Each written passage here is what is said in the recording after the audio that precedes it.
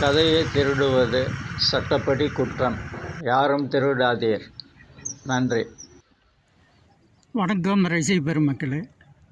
நம்ம இன்றைக்கி காதல் தேடும் நிகழ்ச்சியில்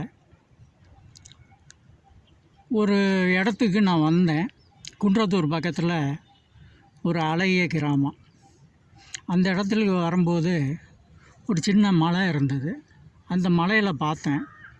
அங்கே காதலர்கள் ஒரு 6 பேர். காதலி பேர் கனி.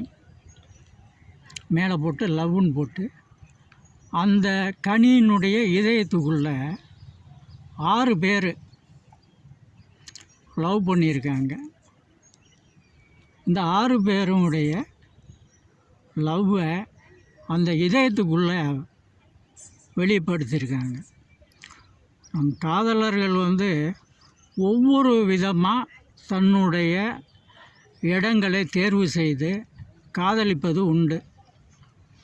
அதே மாதிரி தான் இங்கே பல காதலர்கள் ஒரு பெண்ணினுடைய இதயத்தை காயப்படுத்தியது அந்த 6 பேர்.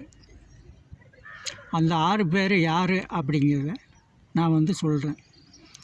அப்போ ஒரு காதல் ஏமாற்றப்படுதா, இல்லை அந்த பெண் கனி, அந்த கனியினுடைய காதல் அவங்கக்கிட்ட ஏமாற்றப்படுதா அப்படிங்கிறது எனக்கு ஒன்றுமே புரியல. நானும் கொஞ்ச நேரம் அப்படியே திகைச்சு போய் நின்று, இது எதுக்காக இந்த பொண்ணை காயப்படுத்தணும்?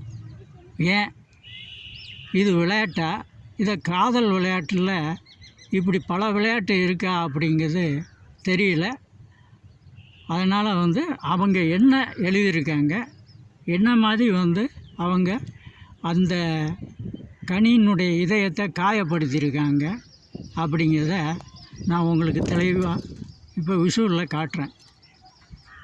நன்றி, வணக்கம்.